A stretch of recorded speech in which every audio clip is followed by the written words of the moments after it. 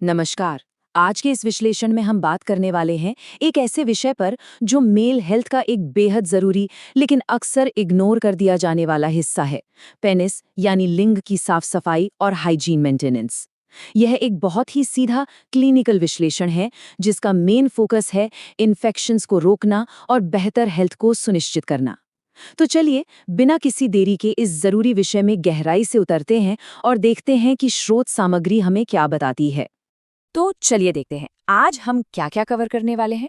हम शुरुआत करेंगे हाइजीन की इम्पोर्टेंस से, फिर देखेंगे सफाई का सही तरीका क्या है, सही प्रोडक्ट्स का चुनाव कैसे करें, रोजमर्रा की जरूरी आदतें कौन सी हैं, और आखिर में वो कौन से संकेत हैं जब डॉक्टर के पास जाना बहुत जरूरी हो जाता है।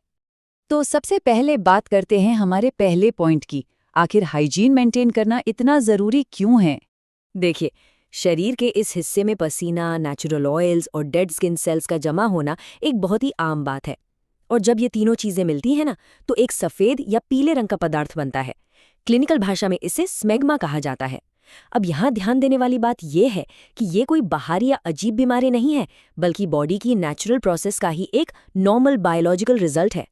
लेकिन अगर इस मैग्मा को रेगुलर बेसिस पर साफ ना किया जाए तो असली समस्या शुरू होती है। क्यों?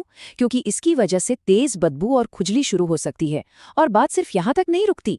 इसके सबसे खतरनाक रिजल्ट्स फंगल और बैक्टीरियल इन्फेक्शन के रूप में सामने आते हैं, और साथ ही सूजन यानी इन्फ्लेमेशन का खतरा भी काफी बढ़ जाता है। तो रेगुलर सफाई सिर्फ फ्रेश फील करने के लिए नहीं है, बल्कि इन गंभीर बैक्टीरियल और फंगल खतरों से बचाव का एक सॉलिड तरीका है।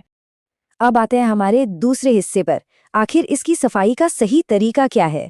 तो सफाई का तरीका इस बात पर डिपेंड करता है कि अनाटमी कैसी है। मतलब खतना रहित यानी अनसर्कमसाइज्ड, या खतना वाली यानी सर्कमसाइज्ड। सर्कमसाइज्ड हिस्से के लिए बस गुनगुने पानी और हल्के साबुन से धोकर अच्छी तरह सुखाना ही काफी माना जाता है।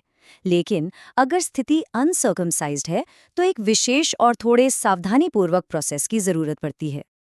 अनसर्कमसाइज्ड एनाटमी के लिए एक बहुत ही सिंपल 6 कदमों वाला क्लिनिकल प्रोसेस है। पहला, नहाते वक्त फोरस्किन यानी ऊपरी त्वचा को बिल्कुल हल्के हाथों से पीछे की तरफ करें। दूसरा, गुनगुने पानी से सिरे और अंदर के हिस्से को साफ करें। तीसरा, अगर जरूरत महसूस हो तो बाहरी हिस्से पर एक बहुत ही माइल्ड बिना खुशबू वाला साबुन इस्तेमाल कर सकते हैं, पर यह ऑप्शनल है। चौथा स्टेप है इसको अच्छी तरह से पानी से धो लेना। पांचवा, एक साफ और सॉफ्ट तौलिए से हल्के से सुखाना। और आखिरी छठा स्टेप, फोरस्किन को वापस उसकी नॉर्मल पोजीशन में लाना। बस याद रखिए, इस पूरे प्रोसेस में कोमलता यानी जेंटलनेस सबसे जरूरी है। और यहाँ एक बहुत बहुत बड़ा मेडिकल वार्निंग है। फोरस्किन को कभी भी जबरदस्ती या जोर लगाकर पीछे नहीं खींचना चाहिए। ऐसा करने से गंभीर चोट लग सकती है। सफाई करते वक्त अगर जल्दबाजी या जोर का इस्तेमाल किया गया तो फायदे की जगह नुकसान हो जाएगा, इसलिए हर हाल में सावधानी बरतनी चाहिए। चलिए अब बढ़ते हैं तीसरे पॉइंट की तरफ, जो कि उतना ही जरूरी है, सही प्रोडक्ट्स का चुनाव। गलत प्रोडक्ट का यूज करना खराब हाइजीन जितना ही नुकसानदायक हो सकता है। उत्पादों को हम सुरक्षित और असुरक्षित श्रेणियों में बांट सकते हैं। सुरक्षित ऑप्शंस में आते हैं बहुत ही सौम्य क्लिंजर जैसे सेटाफिल, डव सेंसिटिव या बिना खुशबू वाला बेबी साबुन। और सबसे बेस्ट तो अपना नेचुरल गुनगुना पानी है ही। दूसरी तरफ असुरक्षित उत्पादों के लिस्ट में आते हैं तेज खुशबू वाले साबुन, डिटॉल या सैवलॉन जैसे एंटीसेप्टिक, टैल्कम पाउडर और परफ्यूम। बिना किसी डॉक्टर की सलाह के इन कठोर केमिकल्स का इस्तेमाल तो लिटरली बिल्कुल नहीं करना चाहिए। केमिकल्स के अलावा दो और बातें हैं जिनसे पूरी तरह बचना चाहिए। एक तो जोर से रगड़ना और दूसरा गीले अंडरवेयर पहनना। ये दोनों ही चीजें सेंसिटिव स्किन पर गंभीर एलर्जी, जलन या सूखापन पैदा कर सकती हैं। मतलब सिर्फ केमिकल्स ही नहीं, बल्कि फिजिकल फ्रिक्शन और नमी भी स्किन की हेल्थ को बुरी तरह बिगाड़ सकते हैं। अब बात करते हैं चौथे पॉइंट की, रोजमर्रा की जरूरी आदतें। बेस्ट रिजल्ट्स और हाइजीन मेंटेन रखने के लिए कुछ डेली हैबिट्स बनाना बहुत ज़रूरी है, जैसे रोज़ नहाना, वर्कआउट या बहुत ज़्यादा पसीना आने के बाद तो ख़ास तौर पर सफाई करना। इसके अलावा सेक्सुअल इंटरकोर्स से पहले और बाद में साफ सफाई का ध्यान रखना। और हाँ, कपड़ों का चुनाव भी मैटर करता है। हमेशा साफ और कॉटन यानी सूती के अंडरवेयर पहनने चाहिए और उन्हें रोज़ बदलना भी ज़रूरी है।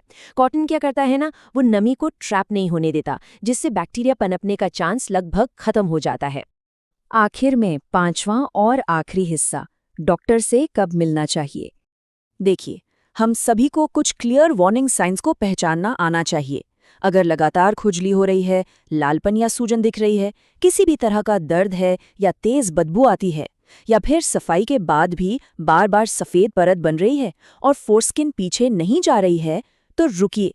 अगर इनमें से कोई भी साइन दिखता है तो ये किसी पॉसिबल इन्फेक्शन का सीधा संकेत है। ऐसे में घरेलू नुस्खे नहीं, बल्कि तुरंत किसी मेडिकल प्रोफेशनल या डॉक्टर की जरूरत पड़ती है।